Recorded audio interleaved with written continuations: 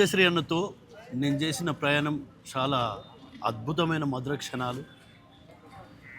ఆయనతోటి నేను మొదట తెలంగాణ ధూమ్ధామ్ వేదిక కామారెడ్డి పోతున్నప్పుడు నేను, అందశ్రీ అన్న, నా పెద్ద కొడుకు ప్లస్ గూడాంజన్న మేము పోవుకుంటూ నేను ఒక కావ్యం రాసిన.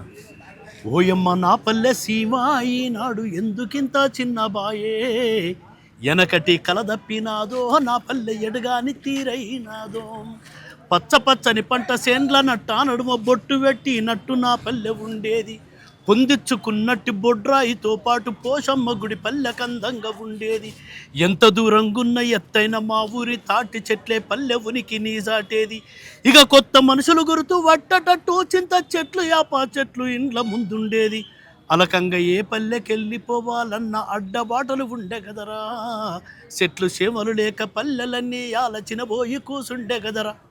ఇది ఒక 10 చరణాలు టకటక టకటక వినిపించేసరికి ఒక దగ్గర కారపి నానొకసారి మళ్ళీ వినిపించడం మొత్తం వినిపించిన 10 చరణాలు వినిపించిన తర్వాత అసలు ఎట్లా రాసినావు ఇది అంటే, అన్న ఇది 100 ఏళ్ళ కింది చరిత్ర అన్న, 100 ఏళ్ళ కింది మానవుని చరిత్ర అంటే 100 ఏళ్ళ కింది కాదు ఇది, 100 ఏండ్ల నా ఊరని పుస్తకం వేద్దాం, నువ్వు 10 చరణాలు కాదు 100 చరణాలు రాయాలి, ఇది తవ్విపోయి ఎంత తవ్వినా తరగని కానీ ఇది పల్లె చరిత్ర.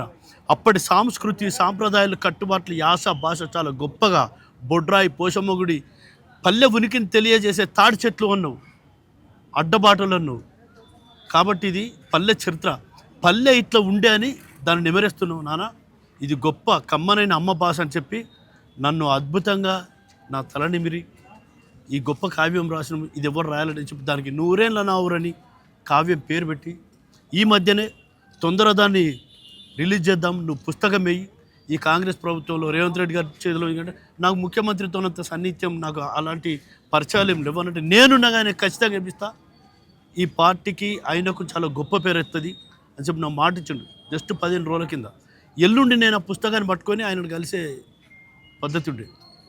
40 రోజుల కింద అన్న నాకు షుగర్ కొంచెం అప్ డౌన్ అవుతుంది, మా ఇంట్లో అందరూ షుగర్తో ఇట్లా చాలా ఇబ్బంది అయింది అంటే, బోలాగా నువ్వు మాట్లాడుతూ నేను మాట్లాడుతూ మనం ఖచ్చితంగా బరాబర్ 100 సంవత్సరాలు బతుకుతాం అని చెప్పన్నాడు. చాలా ఘోరమైన పరిస్థితి ఇవాళ ఆ వార్త.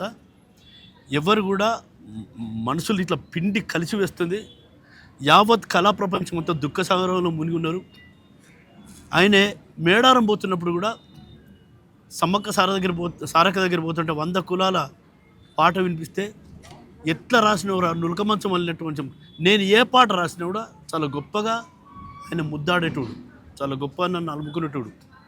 అట్లనే ఆయన రాసింది, తల్లి కోడి చుట్టూ పిల్లాలు తిరిగినట్టు, తల్లి కోడి చుట్టూ పిల్లాలు తిరిగినట్టు, బంటోళ్ళ తల్లి గంప చుట్టూ పిల్లాల గుంపు, 2 పావుల దినుసు కొక్క పావేడు పండ్లు, పెడితే బుద్ధేడా తీరేది, కోసన్ని పండ్లు కొసరేసి బుజ్జాగించేది, తల మీద చుట్ట బట్ట ఆ పైన పండ్ల తట్ట, పండ్లు పండ్లమ్మోయంటూ పళ్ళంతా తిరుగుకుంటూ, బాజర్లా కూసుండమ్మి బతుకెల్లా తీసుకున్న తెనుగొల్ల ఎల్లమ్మ ఏది, నా తల్లి జాడ కళ్ళల్లాగా నారాదేవి. ఆ పాటలో తల్లి కోడి చుట్టూ పిల్లాలు తిరిగినట్టు, ఆయన గొప్ప కవి కాబట్టి ప్రతి కళాకారుడు తన దగ్గరికి వచ్చి తను రాసిన ప్రతి లైన్లో కూడా ఒక బతుకు చరిత్ర ఉంటుంది.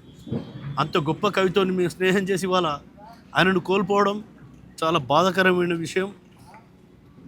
ఆయన ఉంటే ఆయన చేతుల మీదుగా నా పుస్తకం ఆవిష్కరణ అయ్యేది, ఇవాళ ఆయన లేనందుకు చాలా బాధ. ఆయనే లేకున్నా ఈ భూమి మీద కళాకారులు పాటగాడు ఆటగాడు ఉన్నంత కాలం ఆయన ప్రతి నోట్లో ఆయన పురుడు పోసుకొని ఆయన ప్రాణం పోసుకొని ఎప్పటికీ ప్రజల ముందు ఆయన నిలబడతాడు. అందశ్రీ అన్నకు చావు లేదు, అందశ్రీ అన్న అందరి గుండెల్లో ఉంటాడు. జోహార్ అందశ్రీ అన్నకు, జోహార్ అందశ్రీ అన్నకు, జోహార్ అందశ్రీ అన్నకు.